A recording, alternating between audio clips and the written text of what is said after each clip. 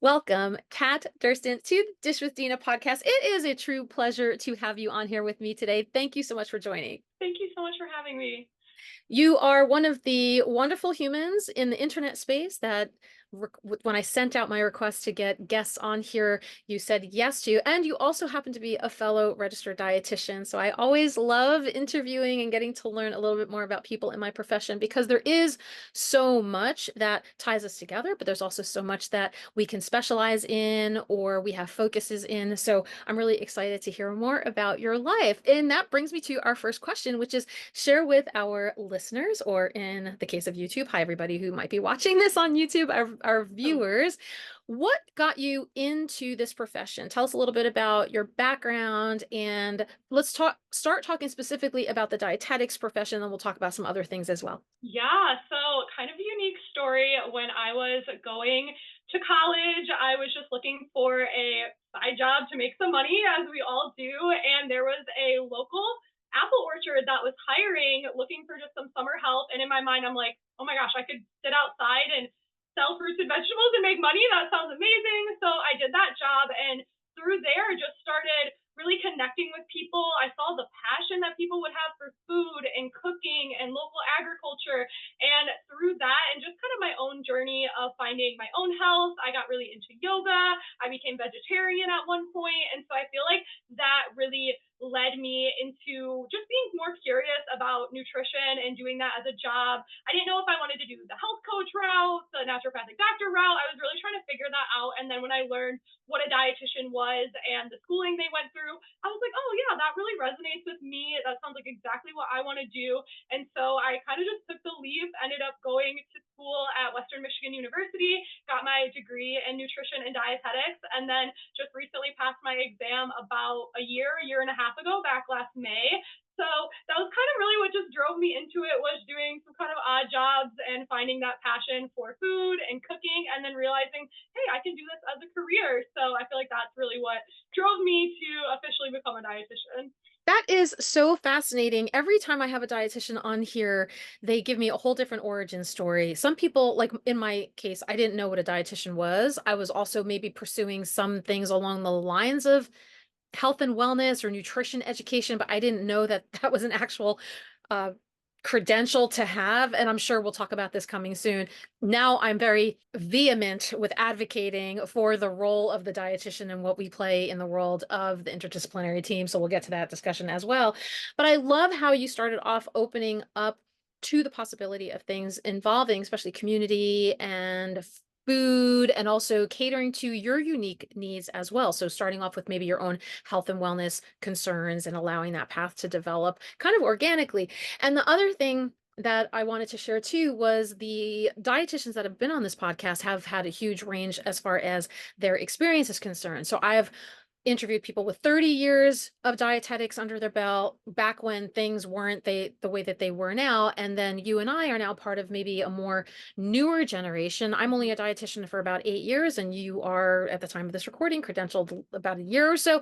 And so share with me navigating that, because a lot of people who do follow this podcast are in the health and wellness space. They are curious about dietetics. Some people are currently in the nutrition classes or going into their internships, which, as a side note for anyone who is not familiar, it's a very long and arduous journey. Unfortunately, we do have to, for the most part, pay for our internship ourselves. A lot of other healthcare professions do not require that. And now we're also mandating that we have a master's degree. So share with me, as you're learning towards this field, like leaning into, maybe did you connect with anybody who was a dietitian? Did you network with people? Did you attend anything? How did you know what you were getting yourself into? I guess really is my question, and some lessons learned along the way. I will say I really just jumped right into the degree side. I found a college that was offering the degree. It was a little bit of a drive, so it was a commitment for me, but I kind of just knew, I'm always someone, I'm like, I'm okay taking the long route. And so I knew that that was what I wanted to do. And I agree with you. I try to encourage people. Obviously, I'm sure we all get lots of questions. How do you become a dietitian? And I'm like, it's a long road, but it really is worth it if you have the time and energy to put into it. So I kind of just jumped right in, but definitely once I was in it, I was like, okay, I need to figure out who I can network with. And a big thing with me was actually finding a mentor. I just knew I wanted somebody who could give me some guidance. And so I was the type that I would actually go scroll through Instagram and find the dietitians doing the things that I wanted to do. And I would kind of go through these different sites and just find people posting, hey, I need a volunteer. I need some social media help. And so I was the student who I was like, yes, I'm willing to give you my time for free. I'm willing to do whatever it needs to just to gain that experience and that knowledge. And so I found a couple dietitians who were doing food blogging, who were doing nutrition communications, who were doing just some different kind of more unconventional things in the field. And I knew that was what I wanted to do. And so that was a really big tip I have for a lot of students and interns is find someone who's doing kind of what you're doing, offer some value to them, offer to give them some help. And what I got back from that was so much more than even the time I gave. It really helped me develop my skills and learn just that, clinical isn't the only route that we have to take. And I think that was a big thing for me and people out there. You might think, oh, I might not want to work in a hospital. Like that was me. I'm like, I'm afraid of needles and blood. Like I don't even want to work in a hospital or go near that. So it was great for me to see these kind of other options that we have laid out for us. And I feel like that really resonated with me. And that was, I think, a big part of some of my success in the field so early on was just not being afraid to meet people, make the connections, and kind of find these mentors that were willing to show me the ropes a little bit. And it made it so much less scary as well, seeing other people accomplishing it. And then I'm like, hey, you know what? I can do that too. If they're doing it, why not I'm doing it? And so that's definitely a big thing that helped me a lot. As I tend to do, I'm making lots of notes along the way. So a few things that I pulled out from that is number one, no matter where you are in your career, even if you're not going into the health and wellness world, but you're looking at something more along the lines of long term, like I don't want this to quote unquote just be a job. This is something I want to commit myself to. I want to really grow and develop. And of course, in the case of something like what we do here in the dietetics profession, we also have to commit to continuing education units. So it's a part of our profession that every 5 years we have to maintain going to webinars, seminars, conferences, reading research articles, etc. But the point is, before even that becomes the official thing, as Kat was just saying, is setting yourself up as a desirable candidate. So whether you are a little bit introverted or shy, and I'm taking this also from a standpoint as an adjunct lecturer where I see my students striving so hard to make the good grades that they forget that other things in their experience really can help boost them when they start applying to graduate programs, dietetic internships, jobs, etc. The GPA is not going to get you very far, and especially in these competitive fields. You really have to make sure that you're getting a little bit broader and maybe even more unique than, either general or specific experience with other people. So I love what you said about sharing the services, right? I'm not just coming to you because I know you're a busy person and I need help being a student or I'm interested in learning, but can I also offer you some admin work or helping you with your social media or whatever the case may be, or even I think a lot of people would be open to, depending on the facility and their patient structure, having you shadow for a day. So that's a great way, and seeking opportunities out like that, Kat. So social media is a huge part of that, even if whoever's following this is not necessarily a social media person. Having a social media presence allows you insight into the other worlds that you might not get from kind of just boots on the ground.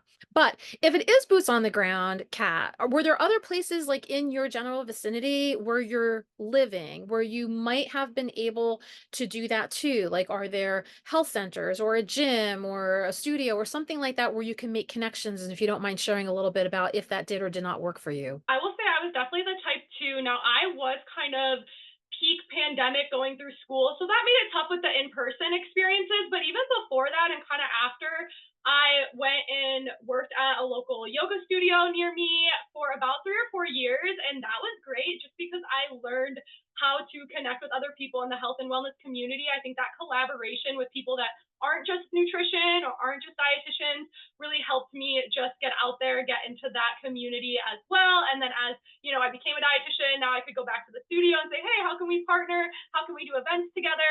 So really encourage you to just not be afraid to help out. I even volunteered in exchange for a free yoga membership. So it was like little things like that of like kind of bartering of, hey, I'll give you my time and you give me your time. And again, if you're a student, maybe you don't have a lot of money saved up, like a free yoga membership, like that's great. And so that was kind of one side of it. On the other side, which I know we wanted to talk about, was I started working on a local farm, and that was really great experience for me because it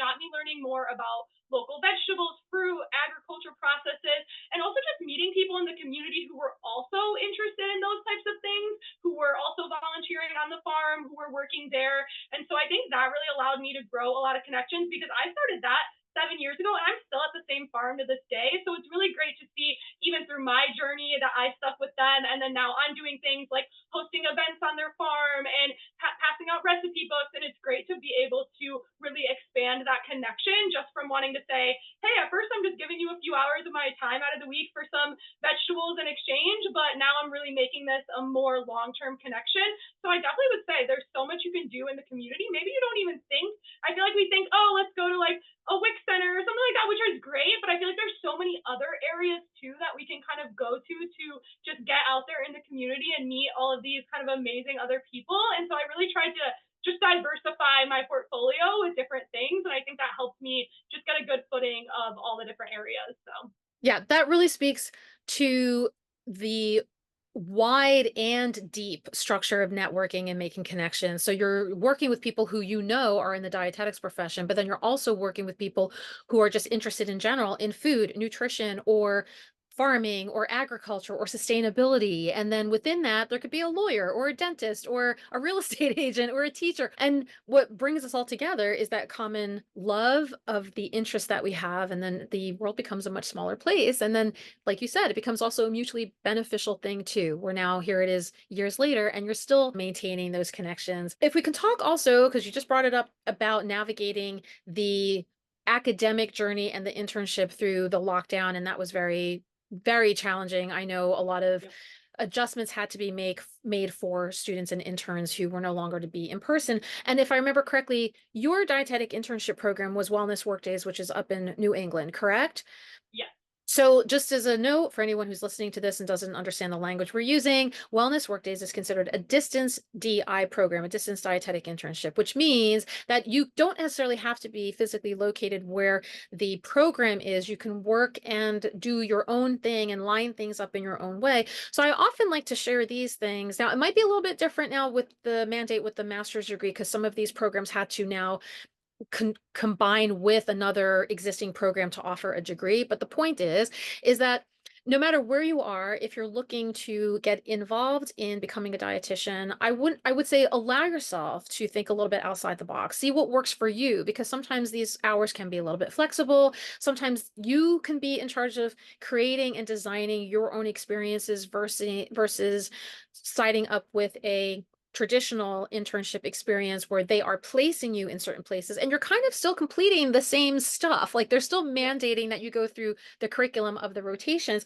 So can you share your experience about that as well? Like how much were you responsible for putting, because especially in the pandemic where it was really hard for people to get on site, were there things that you kind of had to finagle or ask your director also to step in and assist with if you were finding yourself kind of like coming up on closed doors? I would say I definitely doing the distance. So I did mine completely. Like I was not where my internship was. I had to find all my own rotations. I mean, they were so helpful at giving recommendations and suggestions. And so I was kind of then left to say, okay, what do I want to do? Where do I want to do an internship? And so it was kind of nice actually though, because I could really choose out sites that I felt like met the requirements, but also would be something that I would be a little bit more interested in. And so I think I had a little bit more of a unique internship experience because of that. And of course, like I said, with it being the pandemic, mine was almost a lot virtual. I did do two on-site in-person rotations, but I actually did a good portion of my clinical virtually,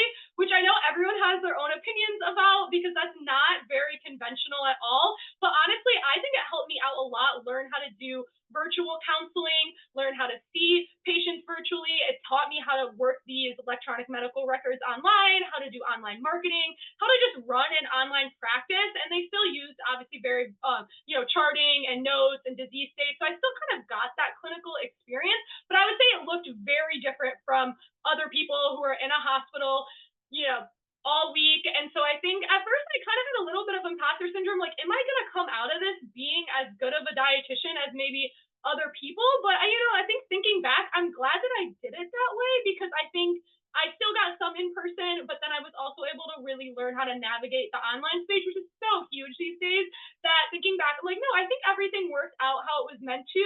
And even though I didn't maybe get that full immersive experience like some people go through, I think it had other benefits that I'm glad that I went that way. And so it just shows that it's okay to kind of route with your internship if you're able to. I was so glad Wellness Workdays allowed me to take that and gave me the space to kind of have these different types of rotations. And I think that was really great for me. And so can't recommend them enough for their internship style or just doing something like a distance in general. I was gonna say a quick shout out to the Wellness Workdays people. Yes. I took a little bit of a hiatus. I'm still kind of in it right now at the time of this recording, a preceptor.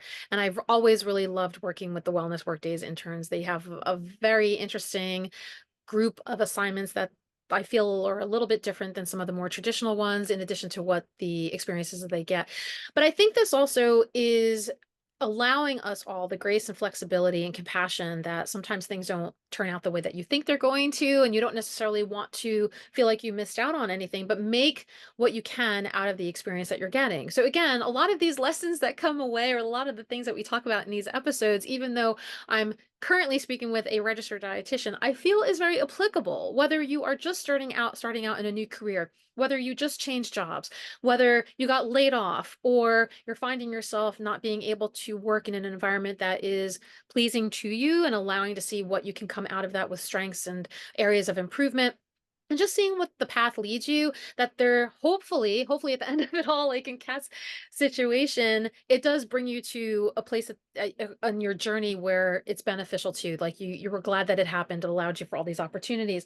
So Kat, let's talk about, because being a dietetic intern and going through the academic journey as a nutrition student is challenging and hectic enough that you also were able to juggle being a business owner while you were a student, which is something I absolutely love talking about and love hearing about. Not a lot of students are confident enough to do that. So can you share with us a little bit about how that took place, what it is that that business is, and how you were able to juggle all those things while you were pursuing this thing as well of going into the dietetics field? Love this story just because it's such a big part of my story. So like I kind of mentioned earlier, I started out just helping a couple dietitians for free with volunteer work on their social media, on their blogging. And it was actually through that, I guess I gained confidence because I was like, oh, hey, they were telling me, hey, you're good at this, you do great work. And I was like, oh, wow, they were kind of telling me I'm doing good at this. I loved doing it, just being creative, writing blogs, doing social media content, creating patient handouts, just kind of more in that creative side of things. So after working with them, kind of gaining a little bit of confidence in that, I was like, hey, I would love to do this and make a little money. Obviously, I'm going to school. I have an internship to pay for coming up. I'm trying to pay for my bills. We all know how it goes. And so I was just the type where I was like, oh, if I can maybe do this on the side and make a little bit of money, that would be really helpful in my life. So I honestly just started. And at the time, there were no resources to go to if you wanted to basically do like an assistant type work, virtual assistant work, executive assistant, social media manager, whatever all the different names are. There really weren't resources out there of how to start doing this, of people doing it. I didn't really hear it, wasn't talked about as much. And so I took it upon myself. I remember just scrolling through some of these popular dietitian Facebook groups, and I was just looking around and I saw some dietitians posting, hey, I'm looking for a virtual assistant, just someone to help me out on the side with my practice or to do some blog writing. And I was like, oh, hey, like I could kind of do that.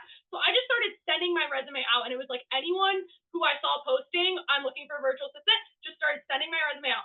Sure enough, nobody was getting back to me. And it was like a couple months go by, and I'm like, oh no. But I was like, I had the mentality where I was like, you miss the shots you don't take, and I need to send this out to 100 people, and then one of them is going to say yes. And that was my plan, is that I'm going to keep going until I get a yes. So what I kind of switched routes. I was like, let me reach out to people I worked with in the past, people I volunteered with in the past, anyone I kind of knew in the area. So that's what I did. I started reaching out, and sure enough, there was a couple of people, they were like, hey, I would love your help. And so I became their virtual assistant officially. I created a name for the business, so it was called Flourish Virtual Assistants, just because I also knew, hey, I'm sending this resume out as Kathryn Durston, and people are like, who is this girl? What does she do? But then I started sending a resume out as Flourish Virtual Assistants, and everyone was like, right away, they were like, oh, she's a virtual assistant. She has a company. I get that, and I feel like it made me look more professional. So that was a big tip I had, is I kind of just put a name to it. I made a business out of it. I bought a $50 LLC. And so I tried to make it a little bit more professional, even though I was a student and I didn't really know what I was doing. I felt like that made a little logo on Canva for myself, try to make it as official as possible. And sure enough, my friend and I were doing it at the time, and we just saw so many dietitians that ended up saying, hey, we need virtual help. Again, it was kind of peak pandemic. Everyone was going online. They wanted admin help. They wanted patient resources. So they started just kind of more and more coming. And as we started building rapport with the clients, we just saw more and more need. And again, there wasn't really anyone kind of doing this at the time for people to go to. So when we started having this name and people started recognizing it, it was like we kind of became the people that dietitians were coming to when they wanted that assistant help. And so as a student, I started doing this on the side. I actually also had a corporate job I was working, funny enough. So I was being a student, and then I would do my virtual assistant work. I remember it'd be like Sunday, and I would have 5 hours of work, and I would just do it all Sunday afternoon. Like I would just sit there, do all my work. I like worked my other job Friday, Saturday. Like it was, not gonna lie, obviously it was a grind, and that I think starting a business is going to be a little bit of a grind at first, but it really was so worth it because I got them not only a little bit of money from it, but then I also was really slowly gaining experience. And then the best thing was I eventually got to quit my corporate job, and I was just doing the virtual assistant business and then school and my internship, which was still a lot to be fair. But the best part was is I could do it on my own time.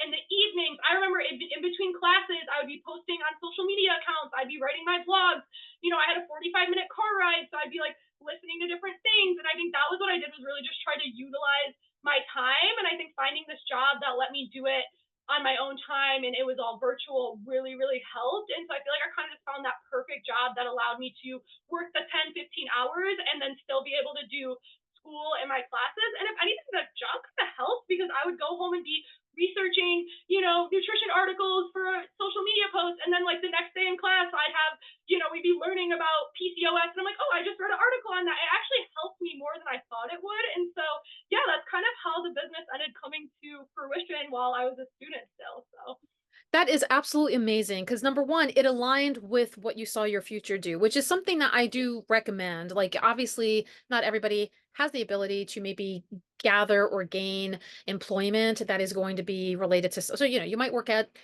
I don't know, a real retail clothing store while you're trying to get yourself through college, and it's not at all related to what you're planning on doing afterwards. It's fine, whatever. You need to pay the bills. But if there is some way that you can align it, that would be ideal. So I want to ask you a million questions. I'm going to stick to maybe two or three right now about that. Number one is whether you're coming into it as a student looking for help and providing or suggesting to offer assistance in the free space of like, I'll help you do this if you give me some, mentorship of some way, or you're creating a business and committing to actually doing your job, getting paid for something.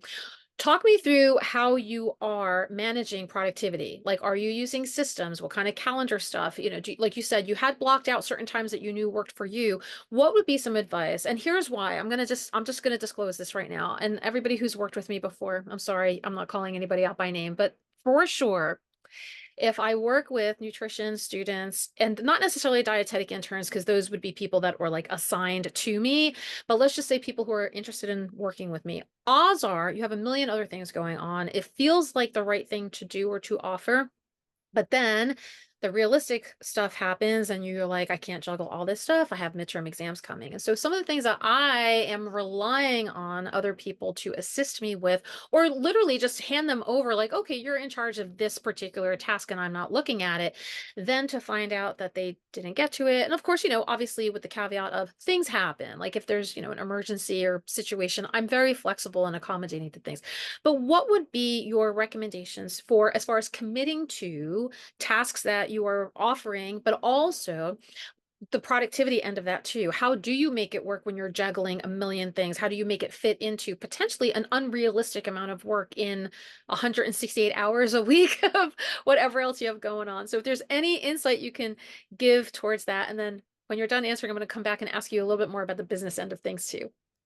yeah, of course. Well, I will say a big thing I learned early on is especially like your reputation, especially if you want to get into maybe you really like the idea of being a virtual assistant or a social media manager, with your reputation of I learned really early on to not say yes if I knew I wasn't going to get it done. Because if you start to become known as somebody who isn't meeting deadlines and isn't getting things done on time, that is really going to affect people wanting to hire you. And so I think from the beginning, I really was somebody who was like, okay, if I knew I have finals this week and somebody wants something due that next week, I'm going to have to let them know, hey, I can't get it done then, but I'll get it to to you at X date. And I think just kind of planning ahead, and you might not think, so I think we all want to say yes to whatever money kind of comes our way or whatever projects come our way. And I learned really quickly, well, some things you're going to have to either say no to or just be realistic that you can't take it on. And so I think I was very good at the big picture. Like, let's look at my month. Let's not look at just the week, but like, let's look at the month. What school stuff do I have coming up? How much study time am I going to need? And then how can I kind of fit these projects in? And I will say too, with even virtual assisting or any job, if I was really lucky that I could get more project-based jobs where it's like I could do an hour in between this class and I could do 30 minutes here and wake up 15 minutes earlier. So I think rather than doing a job where it was like 5 to 9 p.m. Monday, Wednesday, you have to be at work, it was nice to be able to have a job where I could, wake up a little early one day and work on it, or stay up a little later and work on it in the evening. And so I would say if you can really take on more of those kind of project-based jobs, it allows you to really schedule out a good timeline. And of course, these days I am really big on project management systems. So I use ClickUp personally, something that just allows me to track my work, track my deadlines. I have a lot of rotating different clients I'm doing work for, brands that I'm doing work for. So even then, I was always using some kind of system that kind of helped me keep track. And I also prioritize. So I'm very big on my first task on my to-do list is the thing that needs to get done the most. And I actually prioritize that way because that really shows me, okay, what do you need to get done? And then what are kind of those like lingering tasks that you can do later on that aren't as important to get to? And I kind of would throw those at the bottom of my list. And so I feel like that really helps productivity wise. And also, like I said, it's just getting in time where I can. Like if you're a student, it's so easy, like in between class, like I'm gonna be out to like scroll on your phone or do something kind of mindless. But I was very much like, no, I have 15 minutes. I can write a caption in 15 minutes. I can send emails in 15 minutes. Like I can scroll for more job postings. And so I was very big on like capitalizing on the little moments that I could and not being afraid, or like if my boyfriend was driving in the car, I'm like, okay, this is my time to answer social media messages, like kind of taking those little bits of time out of my day where maybe it'd be easy to have that be something else. You're walking on your walking pad, get your emails in, get your social media replying to comments in. And so I kind of take those little moments to this day and use that to the best of my advantage. And I feel like that helped me get at least more done as much as I could. So I feel like those would probably be my few tips. Yeah, I would say that's a great way to look at it too. It's not like you're sacrificing not seeing your family or your friends. You're Yep. sacrificing the mindless scrolling on things. And just again, just as a side note, I do, and I'm sure you do too. We Yeah. believe in Yeah. balance and harmony, and Of course. you are allowed to stare off into the distance or watch YouTube, whatever. Yep. But the point is when you start seeing those things replace what you need to get done, the things that should be a priority. I think that's a great way to Yep. look at it. So that, and by the way, this also makes my heart sing because I'm a former project manager. So this is also something that a lot of my tasks and skills from way back in the day convert to what I'm doing now with trying to keep, things like this. I'm not getting paid to have a podcast. These are things that I do just for the heck of it, but it allows me to open up a network, but I'm also responsible for recording and editing and, scripting and so on. So there are things that I have to commit to, and they might have to push out some of the things that are not as important. So the time blocking of things, I also know I don't know if you do this because you mentioned you kind of do months at advance, but I do sometimes time auditing too. Like what is really Mm. not serving me anymore, or what are things that I just have to say, I don't think I can do that any longer or be a part of that. So I'm thinking of like roles that I've been asked to volunteer in, like being on a board of something, or sometimes the mentorship stuff too. Like if I'm always the go-to person that people send people to, I'll have to say, I'm happy to do it, but I can only allow, 2 hours a month, or this week only, I'll be able to have some flexibility. So what do you think about that too, with like review, especially as a business owner, reviewing things that are quote unquote profitable to you, both in the money way, but also rewarding to you, that is something that you're interested in doing? How often do you kind of assess or evaluate your business? Yeah, I would say that's been really big actually for me, especially this year, 2024, and just the first year out of being a dietitian. Because again, I feel like my first year, I was very much like hit the ground running. I want to say yes to every opportunity, everything that comes at me. And I had two businesses by this point. So it was like two businesses. You're going to have a lot of opportunity coming in. I wanted to say yes to everything, but I got burnt out so fast. I'm sure that that makes sense that you would. And so I've actually just even the past couple months started to realize, like for me, I'll just give an example. I love public speaking. I love speaking engagements, but they really, really drain me. Like the prep beforehand, just the mental prep, not even the time. I get so worked up. I just want to do such a good job. And I learned for me that that mental energy energy putting into it was just a lot. And so I really scaled back the number of kind of local events and local, even like within the profession of dietetics or with my private practice, like local events. I was doing quite a lot last year in the beginning of the year. And recently I haven't done a couple in the past few months. And I think that's been so nice for me just because it was taking, yes, maybe not even pay wise, just mental energy is like so hard to put it into my other business tasks because I was putting so much time and effort into this like 1 day event of speaking.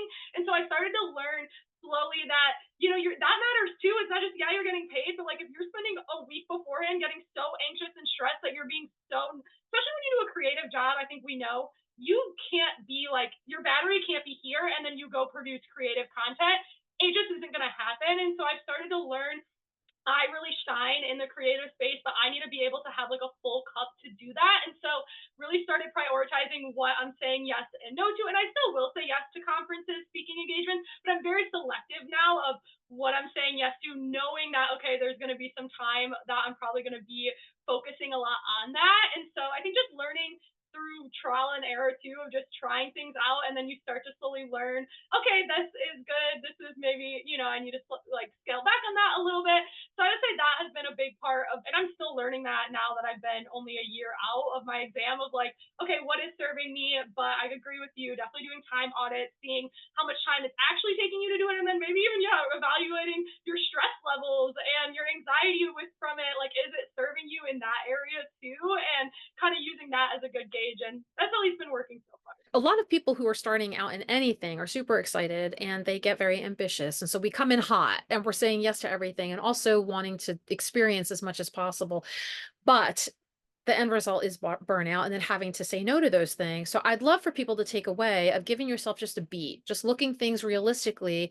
And as I think I've shared in this, I want to say one of the SMART goals discussions, or maybe one of the SMART goals workshops that I did last year, we talked about, so Stephen Covey is this motivational speaker person that I followed a really long time. He has a book called Seven Yep. Habits of Highly Effective People. And he talks about these, and this is nothing new, like it's a philosophy of big rocks and little rocks. So putting in, if you can visually imagine, right, putting in the big rocks first into, let's say you have a glass vase or whatever, right? These big rocks are going to go in first. These represent the things that are either very time consuming, take a lot of energy for you, maybe are big ticket items as well, whether you're spending or making a certain amount of money, and really like priority things, right? So things like spending time with your family or spending time on your own self-care, and then maybe also professional issues as well. And then with the space that is left within all the areas of these pockets of air that exist in between these larger big rocks, then you can start pouring in the little rocks. So this would be, your gravel, your tiny grains of sand, these teeny little pebbles and things that can fill in. And so taking a look, so my point is that if everybody can, when they're offered opportunities or coming in first, doing something that they're super excited about or ambitious about, just take a look at the higher level of where are these big rocks fitting in? What is taking up a lot of my time, energy, commitment, money, etc. And like you said too, being on, like the act of being on. So if you're doing a speaking engagement, if I'm recording a video like this, I can't then all of a sudden also cram my day full of patient counseling. Like I just can't Yeah. physically and mentally be on that much anymore. So I definitely need to give myself a break, breathe in between things, allow also maybe, 20% extra time in case things don't go right or well, or I just need a minute to eat or take a walk or whatever. So Yeah. that's one of the things that I just wanted to say as a takeaway from what you were just saying is, maybe for everybody just to recognize it's okay just to ease into things. And then as you get more comfortable and as you're able to manage whatever you're juggling, then fill in those empty spaces with the littler rocks versus cramming everything in there and then trying to see where the big rocks can fit. So that was number one. The related question that I have for you though, Kat, is money. So what is your worth, right? Like you're getting trained on things, you're going through the internship, you're becoming a registered dietitian, whatever the credentials we're getting, whatever experience and special credentials or certifications that we're taking, the time that we spend going to workshops and conferences, etc. All of that is what is entailed into our worth, right? Our quote unquote worth. So when we are saying to somebody, this is how much I'm charging per hour, or maybe it's a project-based thing. Like I need you to develop 3 of these presentations and this is like a set fee.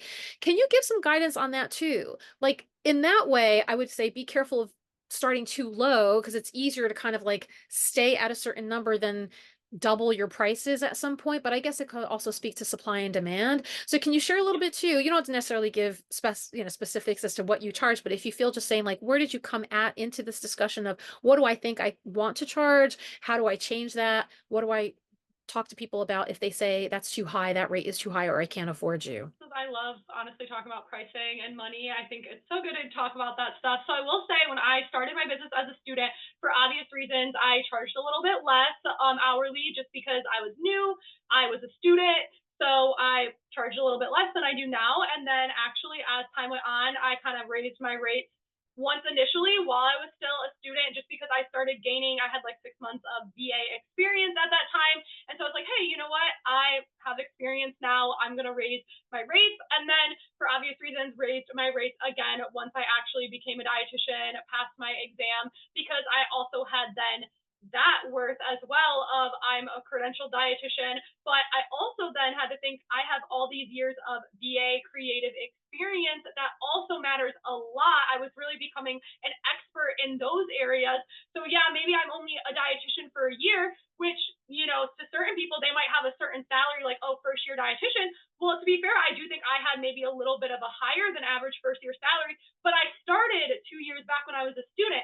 So I kind of could take all of that experience that I had for that time, combine it with my experience then as a dietitian, and it kind of let me charge a little bit more because of that experience. But I will say, even to this day, like I will go out there and see other people charging more than me or start getting in my head about that. And so there's definitely that where I found a good balance of, if you have some people that are saying your rates are too high, but then you have a lot of people that are still signing on, that's where I always found was a sweet spot, especially as like a social media manager, VA type position, was I found that, okay, people that are saying, yes, I'm getting the yeses, because I could easily raise it higher and get a lot more no's, but then that didn't seem to me very worth it either.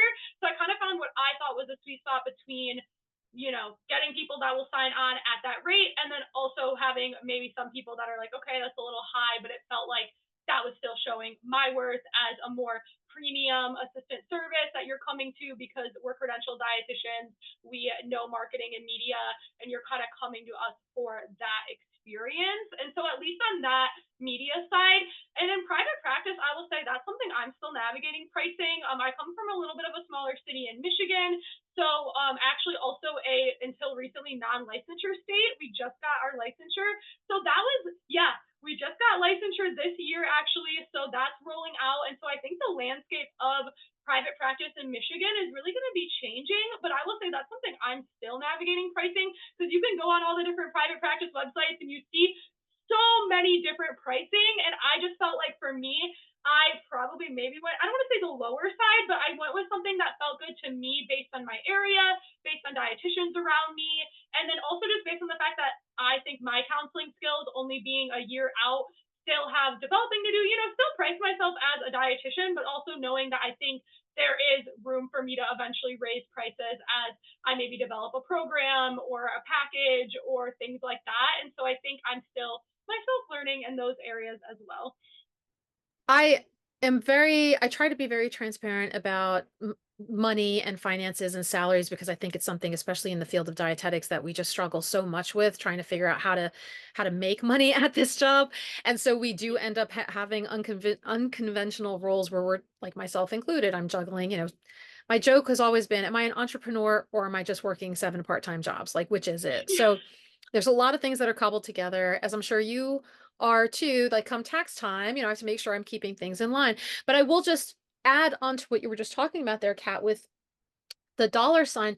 When I was first coming out of this, or even in school, I was in here in New York, we have a certification, not licensure state. So we can kind of be a little bit more flexible with our title and so on. So I felt okay calling myself a health coach or a wellness coach at the time because I only had a certain amount of experience and I didn't want to really, overstep my bounds. So I made sure I was specific with what I was sharing with people. And I think I was charging $40 an hour and giving people like full on packages of meal plans and recipes. And I was like, this is insane. I was definitely over delivering far above and beyond of what I really thought that I should be doing. Now, fast forward to 8 years later, my going rate is set around the $250 an hour mark. So if somebody's asking me to do a speaking engagement or I'm being hired for a patient consultation, a counseling session, or, in my private practice. That's kind of the number. And I share that transparently only because I also do take insurance, and insurance based Mhm. practices are a little tricky because every insurance company will reimburse you a whole different amount and it's nothing too consistent. So if I can hover around a line where I know I'll at least get up to a certain amount reimbursed, then that'd be great. That said, and some people will fight me on this, but that said, just like you were talking about too, about what you feel comfortable with, there are definitely things I do not feel comfortable with when it comes to charging that amount. I work in a very underserved area of New York City. There are people who can't pay out of pocket and they might not have insurance. So I definitely have options of sliding scales. I also offer some pro bono sessions on some of my downtime days. So, like, 5 slots a week will be free. So if somebody needs to have a dietitian, and maybe I might limit some of the things that I'm providing, like I might not go above and beyond. I might not be able to be available for text messaging and things like that outside of the session time, but I try to do what I can to accommodate people who need me.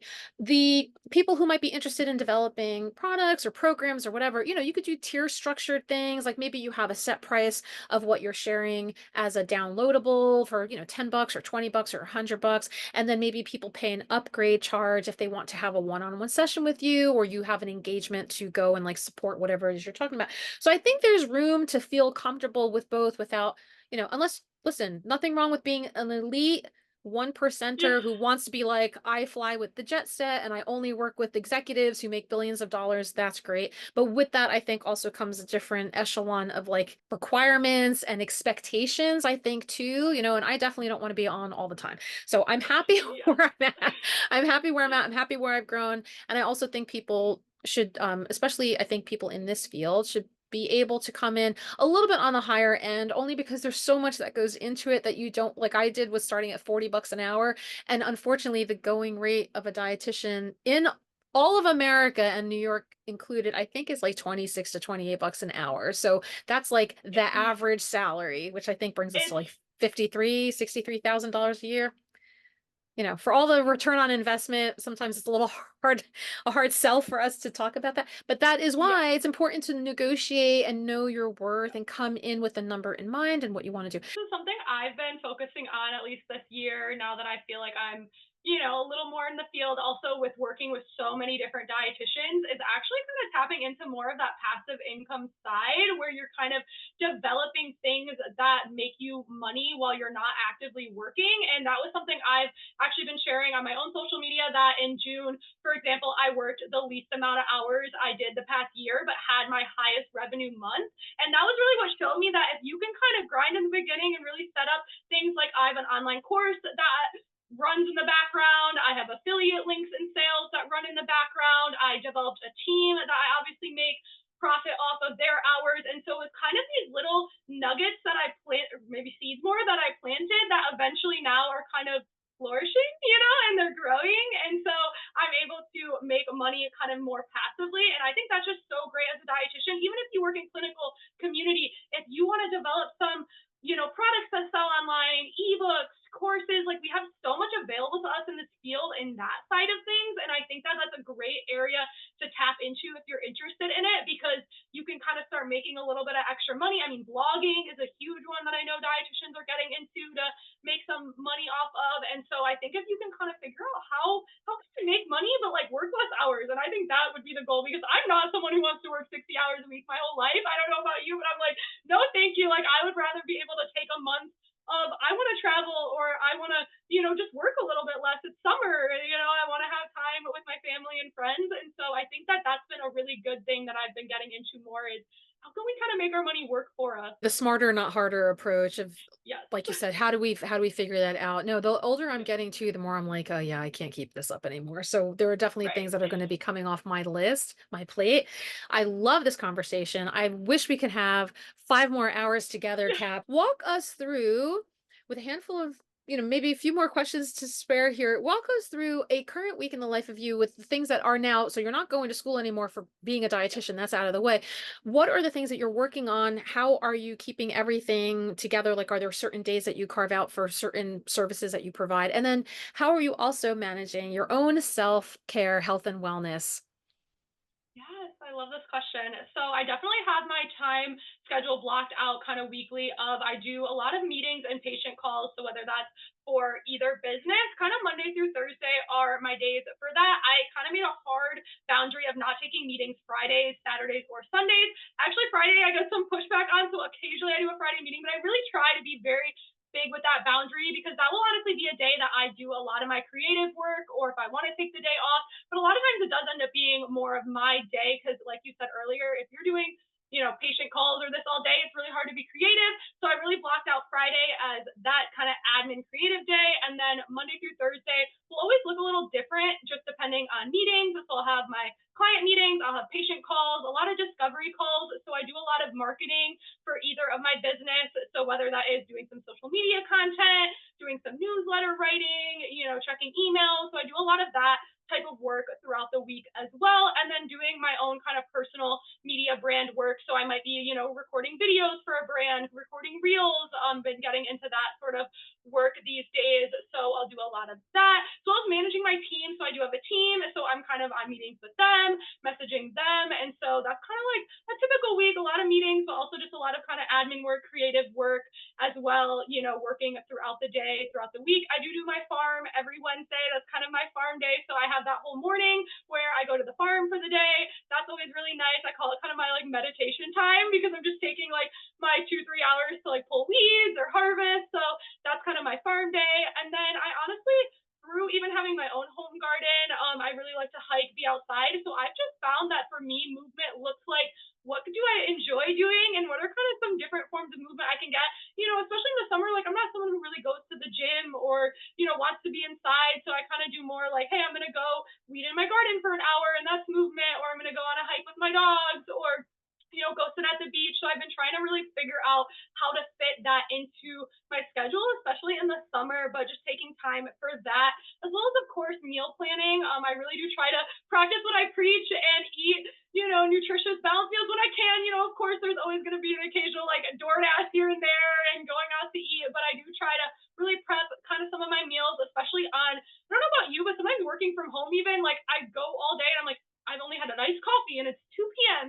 so I try to be very intentional about taking a lunch break, eating something in the morning and just try to, plan that into my daily schedule, not taking maybe meetings around a certain time where, hey, I know that's going to be when I want to eat, or, I know I'm going to want to eat breakfast in the morning. So maybe not doing like a 9 a.m. or an 8 a.m., really trying to just be intentional about how to structure my day so I know I can still, carve out time for other self-care and health activities as well. Yeah, I think that's the thing to focus on too, where depending on what you're juggling, who anybody is that is following this and listening to this, and the takeaways of that is not expecting something that you think is ideal compared to someone else or what you might see people sharing with you, especially on social media, as we know that can be quite curated. But what works for you, what is realistic and sustainable for you, that is a big, big thing. And sometimes it might be sitting and doing very low energy movements in the comfort of your own home. Other times might be going out for a run and taking a 2 hour whatever for yourself.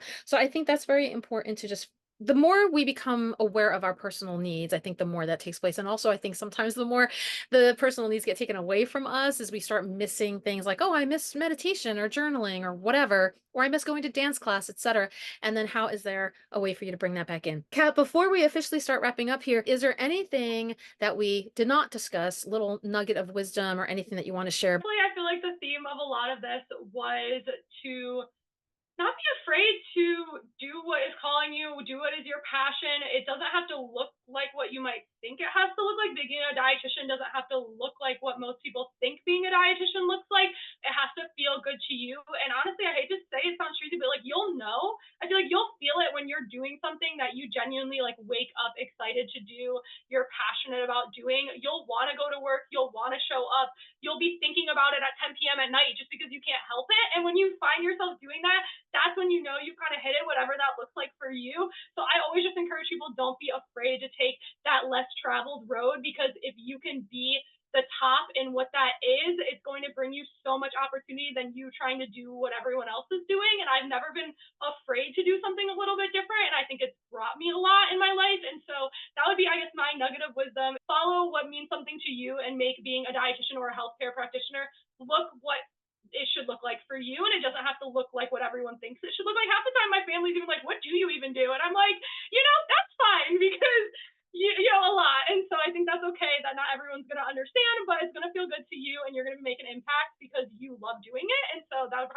negative wisdom. I 100% agree with all of the things that you said. I really hope that everybody who is listening or watching this episode has something that resonates with them and that they feel like a little bit more empowered or confident to move forward in whatever journey or path they are maybe not so sure about, or they didn't know that they wanted to pursue, and now this gives them a little boost of confidence. So Kat, my two-part question, my final question at the end of every episode is a food pun based question, which is what is on your plate today? So, both what is it that you're working on next once we disconnect from each other? And then also, what is the next meal that you're having, assuming or not assuming that you've planned that out already? Ooh, I love this. So my next call actually is I'm doing a coffee chat with another dietitian business owner, which highly recommend doing. I love networking, meeting other dietitians, and if you're not in person, do a little virtual coffee chat. So I'm excited to connect with her after this. That is going to be my next kind of work thing for the day. And what I'm eating, I actually planned. I want to do a little veggie snack plate. So I've been kind of into kind of prepping myself like a plate of different like veggies I got from the farm, the farmer's market, a little Greek yogurt kind of dip, and just kind of snacking on that throughout the day to get my veggies in. And so I have that ready, and I'm excited to eat some of that and get on my next call. And yeah, that's what's on my plate today. Oh, that sounds delightful. And see, it's simple things like that too, Kat, right? Like it doesn't have to be outlandish. You don't need to make a four-course meal. You can have things that are existing within the confines of your local environment or things that you have on hand in your pantry, whatever mix and match type of ideas you have. It's always fun just to again enjoy the sense of nourishing yourself and however that looks for us. So thank you, Kat, for joining me today. This has been such a pleasure getting to know you. I'm hoping that we continue the conversation going forward because I know we probably have a lot more to talk about that will fit into a future episode. Yeah. Thank you so much for being here. I really appreciate all of your insight and your profound words of wisdom for anybody who is looking to venture into something that's unique and fun for them to do. Yeah, well, thank you, Dina. This has been great. Your input has been amazing as well. And yes, let's definitely continue this conversation. So thank you.